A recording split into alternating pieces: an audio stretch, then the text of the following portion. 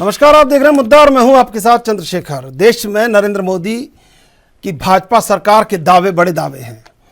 दावे विकास के, दावे बेहतर अर्थव्यवस्था के, दावे रिकॉर्ड जीएसटी कलेक्शन के, लेकिन इन दावों के बीच कर्ज के बोझ तले दबा भारत है। दरअसल पिछले 9 साल में नरेंद्र मोदी की अगुवाई वाली बीजेपी सरकार ने जितना कर्ज लिया है उसका 1/3 कर्ज आज़ादी के बाद 14 प्रधानमंत्रियों ने मिलकर लिया था। यानी कि पिछले 9 साल में प्रधानमंत्री मोदी की सरकार में हिंदुस्तान का कर्जा तिगुना कर दिया है। बीते 67 साल में कुल 55 लाख करोड़ का कर्ज, जबकि 9 साल की सरकार में अकेले 100 लाख करोड़ से ज़्यादा का कर्ज। तो ऐसे में 2014 में सरकार पर कुल कर्ज 55 लाख करोड़ था, जबकि अब बढ़कर ये 155 लाख करोड़ हो गया है। केंद्रीय सरकार ने बजट की आधिकारिक वेबसाइट पर बताया है कि 31 मार्च 2023 तक भारत सरकार पर 155 लाख करोड़ रुपए का कर्ज है। अगले साल मार्च तक ये बढ़कर 172 लाख करोड़ रुपए तक पहुंचने की उम्मीद है।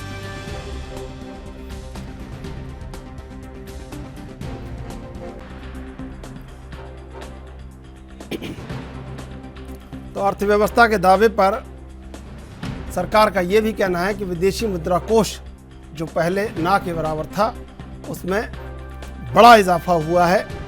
अब ऐसे में सवाल ये कि क्या वाकई इन तमाम चीज़ों का मूल्यांकन और इन पर निगाह बनाए रखना जरूरी, और क्या विपक्ष के जो दावे हैं उन पर सरकार क्या स्पष्टीकरण देगी। और विपक्ष कहीं ना कहीं इसी बात को लेकर लगातार हल्ला मचा रहा है कि विकास का मापदंड कैसे देखें जबकि कर्जा जो है वो 9 साल में 100 लाख करोड़ का हो गया है। तो क्या ये जो 100 लाख करोड़ हैं, आखिर इसके एवज में जो विदेशी मुद्रा भंडार है, सवाल उस पर भी और सवाल इस पर भी कि आखिर 181% कर्जा कैसे बढ़ा।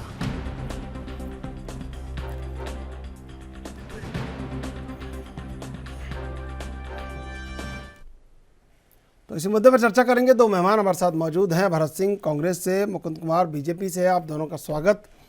भरत सिंह जी, सबसे पहले आपके पास आएंगे। क्या लगता है, कर्जा बढ़ा है और कर्जे के लिए बीजेपी कहती है कि जो विदेशी मुद्रा भंडार है वो भी बढ़ा है?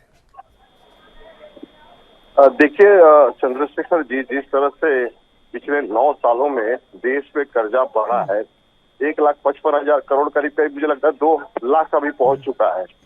और पिछले मुझे लगता है 67 वर्षों में 14 प्रधानमंत्री हुए देश में।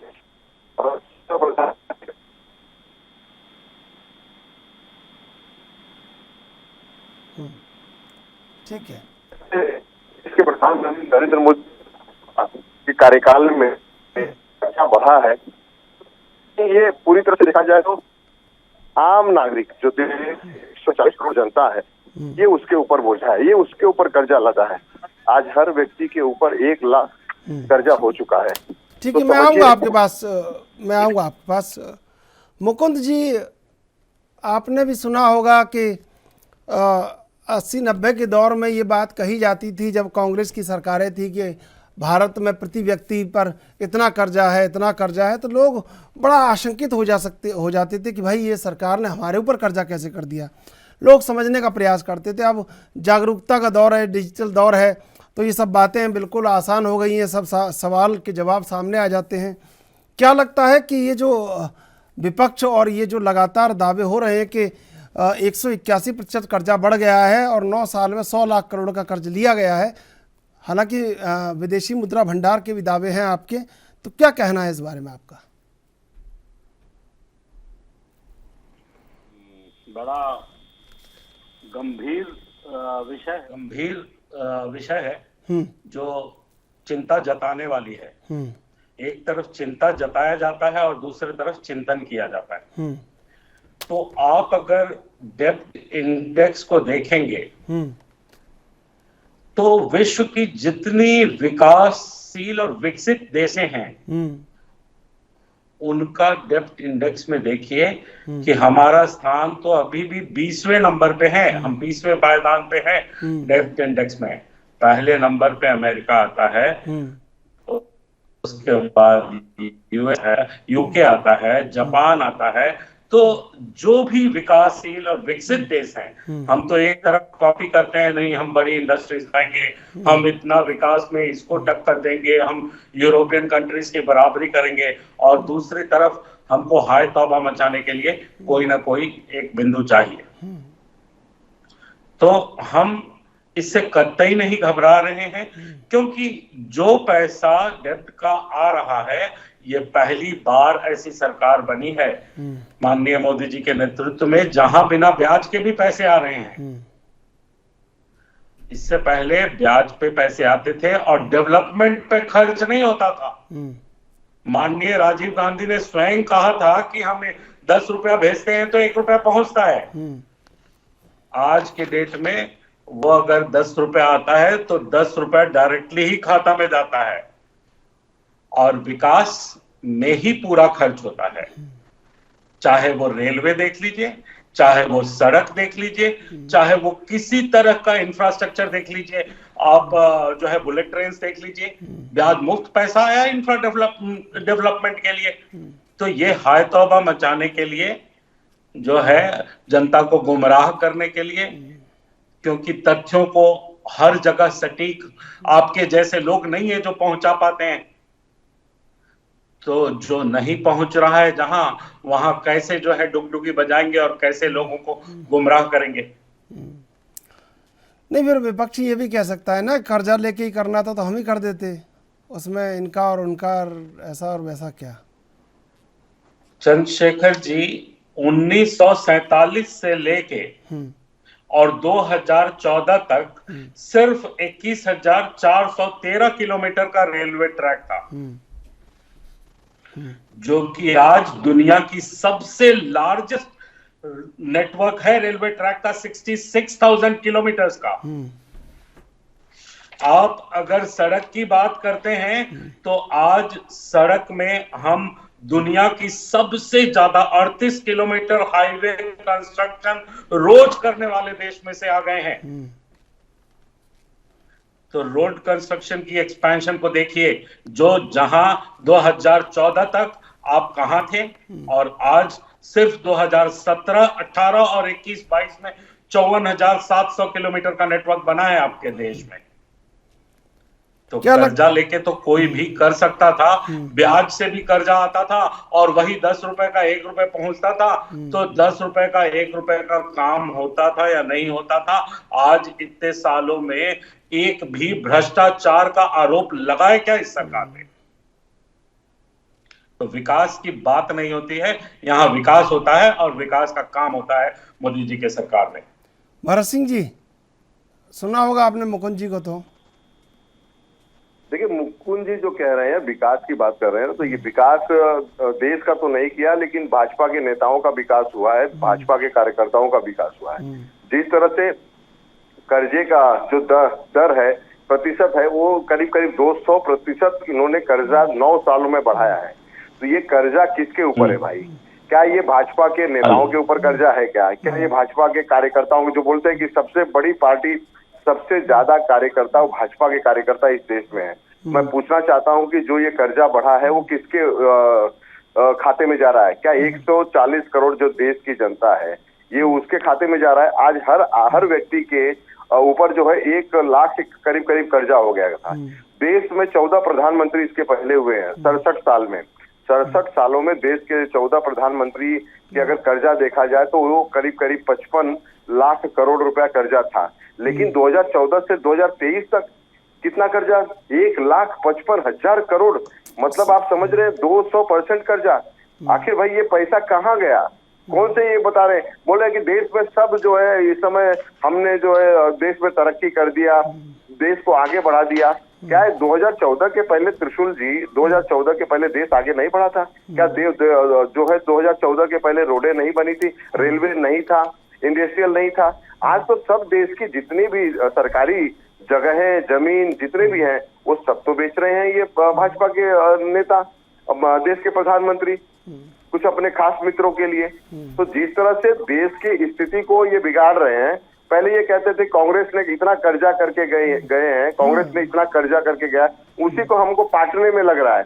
आज मुझे लगता है कि अगर ये 2024 में ये सरकार अभी जा रही है जब, तो ये जो कर्जा देके जा रहे हैं किसके ऊपर देके जा रहे हैं? ये तो जो आने वाली सरकार हमारी है उसी पे कर्जा देके जाएंगे ना। आपका आत्मविश्वास तो बहुत प्रबल है। अब मुकुंद जी देखिए, बड़े प्रबल आत्मविश्वास से कहा है उन्होंने कि कर्जा चुकाएगा कौन, और 2024 के बाद ये कर्जा क्या हमें चुकाना पड़ेगा? सही बात है, उन्होंने जैसे बोला कर्ज का, ये भी तो उनको साथ में देखना है कि 1947 से 1914 तक सिर्फ 21,413 किलोमीटर का रेलवे ट्रैक का नेटवर्क था, जो आज 66,000 किलोमीटर का बन गया।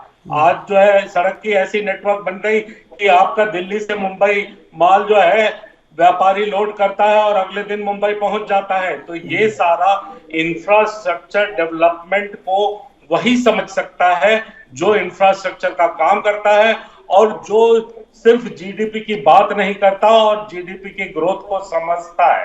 सेंट्रल गवर्नमेंट की डेब्ट जो है वो 2022 में 51.1% था और 2013 में 50.31% था जीडीपी का।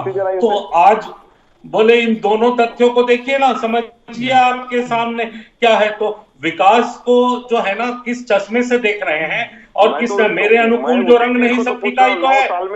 यहाँ तो यही है, फिर जो रंग मेरे अनुकूल है बहुत अच्छा है। भारत सिंह जी सुन लीजिए, मैं जवाब दूंगा, आपको बराबर मौका दूंगा। सुन लीजिए एक बार, आप मुकुंद कुमार जी बोल रहे हैं, आप भी बोल रहे हैं, सुनाई नहीं दे रहे ना, आप सुन लेंगे, मैं आपको मौका दूंगा। मुकुंद जी, तो ये मतलब जो चश्मा है वो यही है कि मेरे अनुकूल रंग नहीं है तो एकदम फीका है, लेकिन इस काम को नहीं देख रहे हैं। काम के आज कोविड के दरमियान जो इस मतलब काम हुआ है, जिस तरह से दवाइयां बटी हैं, जो निगाह मतलब हमारी तरफ आस लगा के, सिर्फ अपना ही देश नहीं, जो लोग आस लगा के हमारी तरफ देख रहे थे मानवीयता के आधार पर, उन लोगों का भी जो मदद हुआ है, जितनी सब्सिडीज कोविड के टाइम पे बांटी गई है, तो ये सारा काम और ये सारा नजर, क्योंकि वो नजरिया नहीं है देखने का, तो वो दिखाई नहीं देता। रही बात, तो बिल्कुल जस्टिफाइड है कि 13 तक आपकी जीडीपी के अनुपात में 50.3% ऑफ जीडीपी आपका डेब्ट रेट था और 2022 में 51.1% आपका डेब्ट है। तो ये तो उसी अनुपात में चल रहा है और काम उसके अनुपात से कई गुना बेहतर हो रहा है, कई गुना ज्यादा हो रहा है। लेकिन हमको ना उस काम को देखना है, ना उसको समझना है और ना उसकी तरफ जो है हमें बात करनी है। नहीं, लेकिन हमको तो भ्रष्टाचार समझ में आता है। भ्रष्टाचार तो नहीं हो रहा है मुकुंद जी, लेकिन बिपरजॉय में अभी भारतमाला प्रोजेक्ट की जाने कितनी रोडों के नीचे से मिट्टी निकल गई, रोड बह गई पूरी भारतमाला प्रोजेक्ट की, तो उसको कैसे देखें? मैं जवाब लूँगा आपसे, लेकिन मेहमानों की बात। तो मुकुंद जी, बिपरजॉय में तो ऐसा हुआ कि भारतमाला प्रोजेक्ट की रोड बह गई नीचे से, भ्रष्टाचार तो नहीं हो रहा है। और वो राजीव गांधी वाला वाक्य भी आपने पूरी तरह गलत साबित कर दिया है कि ऊपर से जो पैसा चलता है वो नीचे 85 पैसा नहीं पहुंचता। तो लेकिन पहुंच रहा है 100 पैसा, लेकिन फिर भी उसके बाद ये हालात देखने को मिलते हैं। तो इस पर क्या आपको लगता है कि ये षड्यंत्र कौन कर रहा है? चंद्रशेखर जी, ये भारतमाला प्रोजेक्ट जो है 83,670 किलोमीटर की योजना है, 10,63,000 करोड़ रुपए का निवेश है। और हम जो काम कर रहे हैं वो इस गति से काम कर रहे हैं और इस पैमाने से काम कर रहे हैं जो एक अंतरराष्ट्रीय लेवल की क्षमता के कई गुना। अब इस दरमियान कहीं किसी वेंडर से, कहीं किसी से अगर कोई चूक हो रही है तो उस पर बाकायदा समय समय पर उसका जांच होकर और जो गिल्टी है उसको पनिश किया जा रहा है और उसको पनिश करके और उस पर मतलब योजनाबद्ध तरीके से उसको पुनः स्थापित करके और उस पर सही कार्रवाई की जाएगी। भारत सिंह जी, भारत सिंह जी सुन रहे हैं आप मुझे? जी जी, हाँ जी सुना। मैं ये कह रहा था कि भाजपा का विकास तो ऐसा है ना, बिपरजॉय तूफान जिस तरह से बहा के लेके गया पूरा गुजरात। देखिए, देखा होगा तो विकास भी इनका उसी तरह से बह रहा है, भाजपा का विकास। दूसरा, इन्होंने कहा रेलवे का, अभी जो त्रासदी हुई है, करीब करीब 300 लोग मारे गए रेलवे में, ये भी इनका विकास दिख रहा है भाजपा का। तो ये जो विकास का रोना रो रहे हैं ना कि विकास किया, विकास तो नहीं कर रहे हैं, लेकिन पिछले 9 सालों में सिर्फ विनाश और विनाश कर रहे हैं, वो दिख रहा है देश की जनता को। अब और क्या चाहिए? जहाँ पे 40 लाख एक व्यक्ति के ऊपर कर्जा था इसके पहले, 2014 के पहले 40,000 भाई, 40 लाख कर दिया आपने। 40,000 आप भी कर्जा। भरत जी आंकड़े इतना बढ़ा देते हैं। 40,000, जी 40,000 अटैक करवाएंगे कर्जा किसी था। को आप। हाँ, आज वो 1 लाख कर्जा हो गया है एक व्यक्ति के ऊपर। और उसके बाद देखिए, सबसे बड़ी बात, अभी जो 2 दिन में जो रिपोर्ट आ रही है कि 88,000 करोड़ रुपया जो 500 के नोट थे वो गए कहाँ। अब उसपे तो एक इंक्वायरी होनी चाहिए, उसपे भी तो कम से कम जेपीसी की जांच बैठनी चाहिए। हमारे महाराष्ट्र के अध्यक्ष नाना पटोले जी ने इस पे मांग भी की है, कम से कम इस पे जेपीसी की जांच बैठनी चाहिए। इतना विकास कर रहे हैं कि 88,000 करोड़ रुपया आरबीआई के गोडाउन से गायब हो जा रहा है, वो पैसा नहीं पता चल रहा है। अब ये विकास करते हैं, इनके विधायक के यहाँ से जो है वो 6-6 करोड़ रुपया कैश मिलता है, वो ये विकास है क्या? ये भ्रष्टाचार की बात करते हैं। कर्नाटक में पेटीएम जो है वो शुरू हो गया था, 40% की कमीशन की सरकार इनकी चल रही थी। तो ये सारा विकास जो दिख रहा है वो भाजपा की सरकार में दिख रहा है। 200% आज कर्जा हो गया है इस देश पे। अब ये कौन भरेगा? मैं तो बार बार यही कह रहा हूँ ना कि जब ये आए थे तो ये रोना रो रहे थे कि कांग्रेस ने जो है इतना खड्डा करके गया है कि हमें वो खड्डे को भरना पड़ रहा है। तो आज ये जो ये खड्डा कर रहे हैं उसको कौन भरेगा? मुकुंद जी, सरकारों में बोले गोभी गमले में गोवा के लोग 500 करोड़ रुपए का बेच देते थे, उसी से भर देते थे। बट यहाँ तो वैसे नहीं भरा जा रहा है, और यहाँ जो है ना काम किया जा रहा है, और वो भी ब्याज मुफ्त पैसा लाके काम किया जा रहा है। सुन लीजिए भरत जी, सुन लीजिए भरत जी, ब्याज के साथ पैसे लाए, ब्याज के साथ पैसे लाए। आज जो 40% की अनुपात थी, 50% की अनुपात थी इनके जनता रेशियो, लेकिन वो लाए तो उसका किया क्या? वो हुआ? आज तो जो आ रहा है क्रियान्वित हो रहा है ना, दिख रहा है। तो वो चश्मा इनके पास नहीं है, लेकिन जनता के पास है, जनता को दिख रहा है।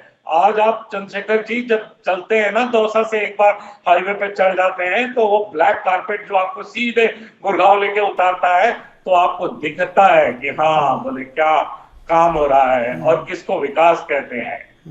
और जो पहले यहाँ से जाते थे तो कोटपुतली तक पहुंचते पहुंचते एक आध डिस्क तो स्लिप हो ही जाता था।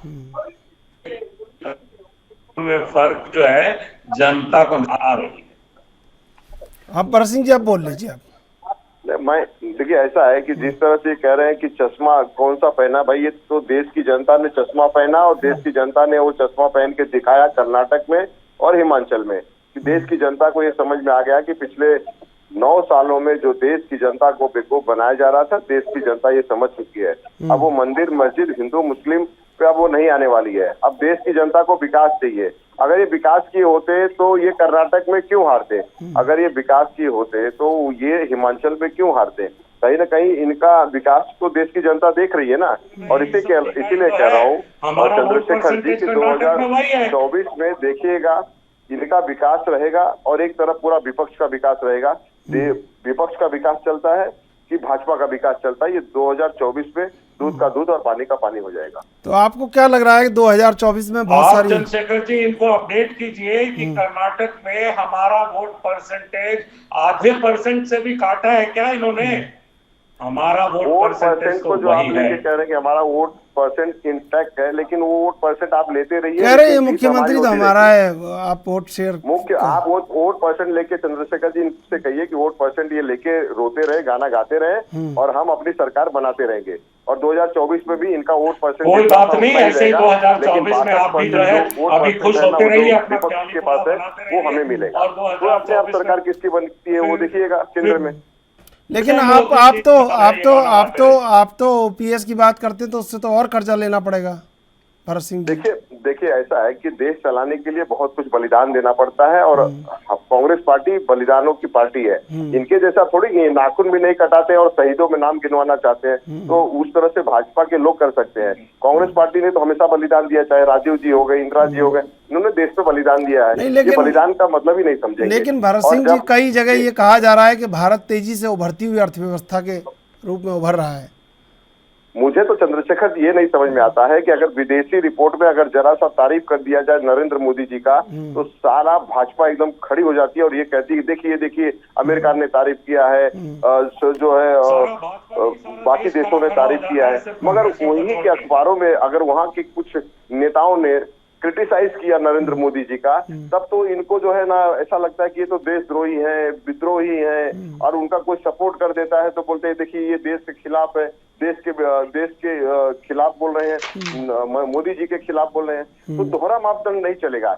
या तो आप वहाँ की रिपोर्ट तो सही मानते हैं तो फिर सही मानिए, अगर वो गलत कह रहे हैं तो गलत है, सही कह रहे हैं तो सही है। दोनों दोहरा मापदंड नहीं चलता ना। जो रिपोर्ट इनके खिलाफ होती है उसको तो बता नहीं सुनिए मुकुंद जी देखिए क्या होता है, जो रिपोर्ट आपके खिलाफ होती है उसको तो आप टूल किट का हिस्सा बना देते हैं, है ना, और जो रिपोर्ट आपके पक्ष में होती है वो उसको कह देते हैं आप ये सही है, बिल्कुल ये देखिए आप ये रिपोर्ट है, ये बात है ना। नहीं तो हम क्या करें, ऐसा करें कि हम विकासशील से विकसित देश की कतार में ना आकर फिर वापस पुनः मुझको भव बन जाए। जैसे ये कर रहे थे उसी तरह से हम जो है ना वापस जो है उसी कतार में खड़े हो जाएं, जो एकदम पिछड़े देशों वाली कतार में। आज हम विश्व के 20 जो है विकसित देशों के साथ खड़े हैं। हमारी करेंसी इतना उधार लेने के बाद आज 18 करना शुरू कर दिया है, तो हम तो एक थोड़ा करके और विकास वाले चश्मे से विकास को देख रहे हैं। बट यहाँ बोले ना ये रंग तो फीका है भाई, ये केसरिया मेरा वाला नहीं है, ये हरा मेरा वाला नहीं है, अरे ये सफेद तो किसका है भाई, ये अपना नहीं है। तो भाई हमारे को उस चश्मे से मतलब नहीं है। हम ग्लोबली compete कर रहे हैं और ग्लोबली compete करते रहेंगे और देश की जनता को समझ में आता है। वो जमाना खत्म हो गया जब ये बोलते थे स्कूल बिना जाए पढ़ लो। अब जनता पढ़ी लिखी है, सबको समझ में आ रहा है कि हाँ क्या क्या हो रहा है और कौन सा बिल्ली खंभा लोचन। भरत सिंह जी, लेकिन देखिए इतना सब कुछ होने के बाद भी कहीं ना कहीं भाजपा ने अपना वर्चस्व कायम बरकरार कर रखा है। देखिए इनका एक टूल किट है सोशल मीडिया। सोशल मीडिया ये दिखाती है कि भाजपा का जो है पूरा प्रचार प्रसार दोनों पूरे देश में जोर शोर में चलता है। मैं ये कहता हूँ कि भाजपा का प्रसार और प्रचार दोनों अगर जोर में चलता तो कर्नाटक में इनकी बुरी तरह से हार क्यों होती। अगर इनका इतना ही जोर था, देश के प्रधानमंत्री जो है 25-25 रैलियां के 9 जो है वहां पे रैली किए हैं, 25-25 संबोधन किए हैं, तो आखिर उन्होंने ये कहा कि मुझे देख के वोट दीजिए, तो कर्नाटक की जनता ने उन्हें क्यों नहीं अपनाया, उन्हें क्यों जो है बाहर कर दिया। ठीक है, समय समाप्त हो रहा है। भरत सिंह जी, मुकुंद कुमार जी, आप दोनों का धन्यवाद डिबेट में जुड़ने के लिए। कहीं ना कहीं एक तरफ कर्जा बढ़ा है और दूसरी तरफ ये कहा जा रहा है कि भारत तेजी से उभरती हुई अर्थव्यवस्था है। अब ऐसे में सामंजस्य बनाना सरकार का काम है और विपक्ष इसको देख रहा है और इस मौके से चूकेगा नहीं। बहरहाल देश विदेश की ताज़ा तरीन खबरों के लिए आप देखते रहिए एनबी न्यूज।